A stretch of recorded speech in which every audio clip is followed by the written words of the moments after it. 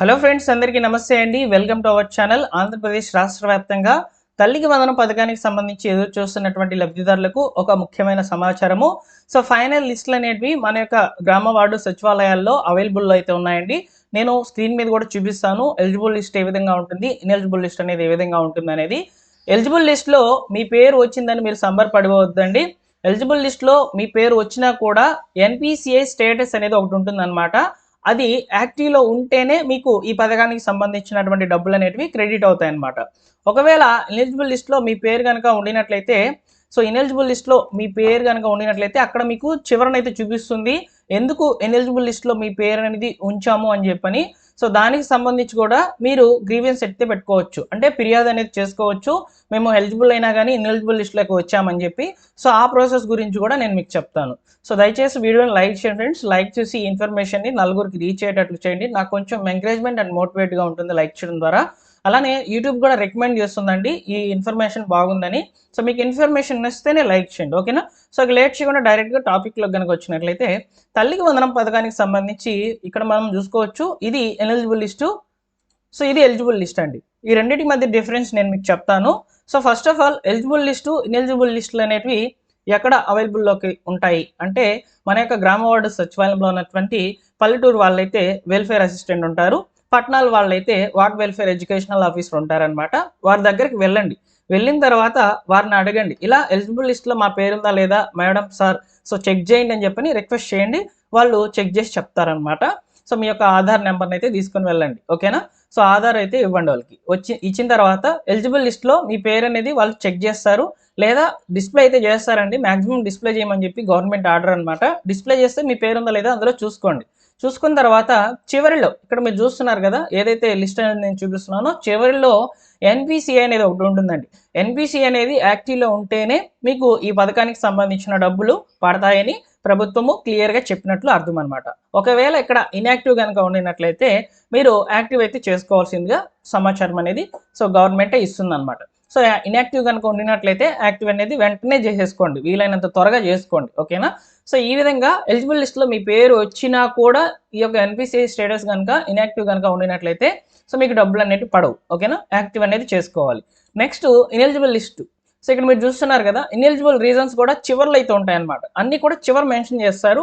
మీ పేరు అనేది స్టార్టింగ్లో ఉంటుంది, అదేవిధంగా ఆ యొక్క స్టూడెంట్ నేమ్, ఈ వివరాలన్నీ కూడా ఉంటుంది, ఏ క్లాస్ ఏ ఎక్కడ స్కూల్, ఆ వివరాలన్నీ కూడా ఉంటాయన్నమాట.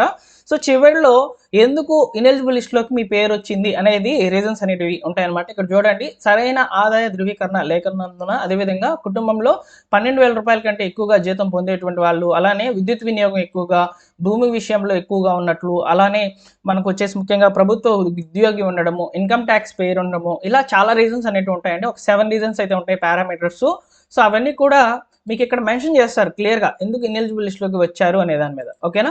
ఒకవేళ మీరు ఇనెలిజిబుల్ లిస్ట్లోకి వచ్చారు అనుకోండి, మీరు ఎలిజిబుల్ అయినా కూడా ఇనెలిజిబుల్ లిస్ట్లో పేరు వచ్చింది అనుకోండి, అప్పుడు ఏం చేయాలంటే గ్రీవెన్స్ రైజ్ చేయాలి. గ్రీవెన్స్ అప్లికేషన్ ఒకటి ఉంటుందండి, అది రేపటి నుంచి స్టార్ట్ అవుతుంది అనమాట. అంటే 22వ తేదీ నుంచి గ్రీవెన్స్ అప్లికేషన్స్ అనేవి గ్రామ వార్డు సచివాలయంలో ఉన్నటువంటి వెల్ఫేర్ అసిస్టెంట్ లేదా వార్డు వెల్ఫేర్ ఎడ్యుకేషనల్ ఆఫీసర్లు అయితే ఆ యొక్క అప్లికేషన్స్ అనేది ఇస్తారు. సో దానికి ప్రాపర్గా డాక్యుమెంట్స్ అనేవి సబ్మిట్ చేసినట్లయితే మళ్ళీ విడతలో మీకు డబ్బులు అనేవి పడతాయి. మళ్ళీ విడత అంటే మీకు నెక్స్ట్ ఇయర్ కాదు, మళ్ళీ డబ్బులు అనేవి విడుదల చేస్తుంది గవర్నమెంట్. సో టైం లైన్స్ ప్రకారము జూలై 22వ తేదీన ఒకసారి డబ్బులు విడుదల చేస్తారు, అలానే ఆగస్టు 30వ తేదీన మరొకసారి డబ్బులు విడుదల చేస్తారండి, ఓకేనా. జూలై 22వ తేదీన ఎవరికి విడుదల చేస్తారంటే, రాష్ట్ర వ్యాప్తంగా ఎవరైతే విద్యార్థులు ఈ 2026-27 విద్యా సంవత్సరంలో ప్రభుత్వ, ప్రైవేట్, అదేవిధంగా గవర్నమెంట్ ఎయిడెడ్, ప్రైవేట్ ఎయిడెడ్ గురుకులాలు ఇలాంటి వాటిల్లో ప్రభుత్వం చేత గుర్తింపబడినటువంటి పాఠశాల లేదా కళాశాలలో చదువుతున్నటువంటి విద్యార్థులకు సంబంధించి అయితే తల్లికి వందనం పథకానికి సంబంధించిన డబ్బులు పడతాయి. సో అయితే ఇక్కడ విద్యార్థులు ఈ జూలై 22వ తేదీన ఎవరికి వస్తుందంటే, ఎవరైతే విద్యార్థులు 2వ తరగతి 3, 4, 5, 6, 7, 8, 9, 10, అలానే ఇంటర్మీడియట్ సెకండ్ ఇయర్, ఓకేనా. ఇంటర్మీడియట్ సెకండ్ ఇయర్ వాళ్ళు, వీళ్ళకి మాత్రమే ఫస్ట్ ఇప్పుడు రిలీజ్ అవుతున్నటువంటి లిస్టులో వాళ్ళ పేర్లు అనేవి వస్తాయి. వారికి సంబంధించే మనకి 22వ తేదీన డబ్బులు అనేవి పడతాయండి, ఓకేనా. అలానే ఎవరైతే విద్యార్థులు 1వ తరగతి ఇంటర్మీడియట్ ఫస్ట్ ఇయర్ జాయిన్ అవుతారు కదా, వీళ్ళిద్దరికి సంబంధించి మాత్రము ఆగస్టు 30వ తేదీన అయితే డబ్బులు అనేవి పడతాయండి. ఆగస్టు 30వ తేదీన డబ్బులు అనేవి పడతాయి. ఆగస్టు 30వ తేదీన లిస్టు విడుదలవుతుంది. ఆ లిస్టులో ఎవరైతే ఇప్పుడు గ్రీవెన్స్ అనేది పెట్టుకుంటారో వారి పేర్లు కూడా అందులోకి చేరుతాయి అన్నమాట. అలా ఈ మలివిడతలో డబ్బులు అనేటివి ఇప్పుడు గ్రీవెన్స్ పెట్టుకున్నటువంటి వాళ్ళకి ఆగస్టులో డబ్బులు పడతాయండి. చాలా క్లారిటీగా చెప్పాను. మీకు ఒకసారి అర్థం కాకపోతే వీడియోని వెనక్కి వెళ్ళి చూడండి. చాలా క్లియర్‌గా ఉంటుంది. మళ్ళీ మళ్ళీ చెప్తే వీడియో పెద్దదైపోతుందండి. ఓకేనా? సో, ఈ విధంగా తల్లికి వందనం పథకానికి సంబంధించి టైమ్ లైన్స్ ప్రకారము ఫస్ట్ ఫేజ్ అమౌంట్ 22వ తేదీన, సెకండ్ ఫేజ్ అమౌంట్ వచ్చేసి ఆగస్టు 30వ తేదీన డబ్బులను విడుదల చేస్తామని చెప్పి గవర్నమెంట్ చాలా క్లియర్‌గా చెప్పింది. సో, లిస్టులు అనేటివి అందుబాటులోకి అయితే వస్తూ ఉన్నాయండి. సో, ఇప్పుడు వచ్చేటువంటి లిస్ట్‌లో మరి కొద్ది గంటల్లో వచ్చేటువంటి లిస్ట్‌లో వచ్చేసి ఫస్ట్ క్లాస్ పిల్లల పేర్లు, ఇంటర్మీడియట్ ఫస్ట్ ఇయర్ వాళ్ళ పేర్లు ఉండవు. రిమైనింగ్ వాళ్ళ పేర్లు అయితే ఉంటాయండి. ఓకేనా? సో, లిస్ట్‌లో మా పేరు రాలేదని మీరు భయపడవద్దు. సో, మీకు వచ్చేసి 30వ తేదీన లిస్ట్ అనేది ఆగస్టులో అయితే విడుదలవుతుంది. అదే తేదీన డబ్బులు అనేటివి ఖాతాలకైతే చేరుతాయండి. నెక్స్ట్ ఇంకొక విషయం ఏంటంటే, సో, మనకు 22వ తేదీన డబ్బులు విడుదల చేస్తారు కదా! సో, 22వ తేదీనే డబ్బులు అనేటివి పడవండి. సో, మీరు గమనించినట్లయితే 24 గంటలు లేదా 48 గంటల వ్యవధిలో మీకు డబ్బులు అనేటివి పడతాయి. ఓకేనా? ఆన్‌లైన్ ట్రాన్సాక్షన్స్ డీబీటీ విధానంలో ట్రాన్స్‌ఫర్ చేస్తారు కాబట్టి, సో, మనకు మాక్సిమం మధ్యాహ్నం పైనే డబ్బులను గవర్నమెంట్ అయితే రిలీజ్ చేస్తుంది 22వ తేదీన.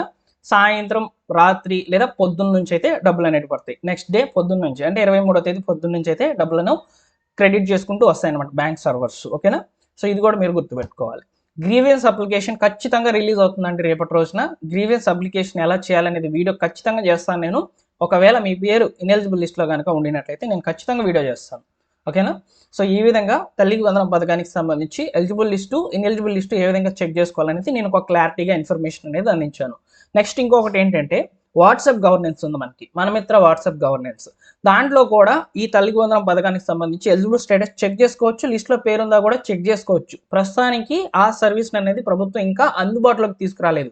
నేను వీడియో చేస్తున్నటువంటి సమయానికి అందుబాటులో లేదు. ఒకవేళ అందుబాటులోకి వస్తే నేను తప్పకుండా తెలియజేస్తాను. అలానే ఈ తల్లికి వందనం పథకానికి సంబంధించి స్టేటస్ అంటే ఇక్కడ మనం చూస్తున్నాం కదా అప్లికేషన్ స్టేటస్.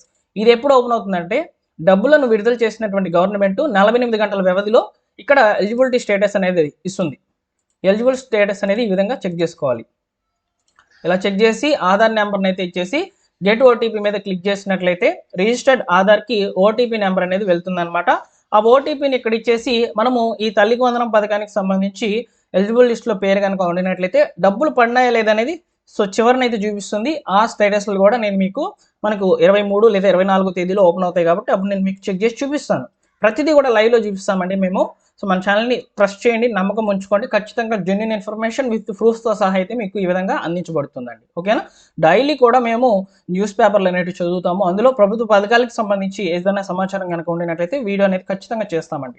డిస్క్రిప్షన్‌లో టెలిగ్రామ్ ఛానెల్ యొక్క లింక్ ఉంది. సో, దాన్ని ఓపెన్ చేసి చూడండి. మీకు డైలీ కూడా కంటెంట్ అనేది అక్కడ చూపిస్తాము. తల్లికి వందనం పథకానికి సంబంధించి ఒక జస్ట్ మెసేజ్ రూపంలో అయితే వస్తుంది. అందులో జాయిన్ అవ్వండి. ఓకేనా? Thank you for watching. మరొక ఇంపార్టెంట్ వీడియోతో మీ ముందుకైతే వస్తాను. నెక్స్ట్ వీడియో ఖచ్చితంగా ఈ డబ్బులకు సంబంధించి ఏ విధంగా చెక్ చేసుకోవాలి ఏంటి అనే ప్రాసెస్‌లను నేను మీకు చెప్తాను.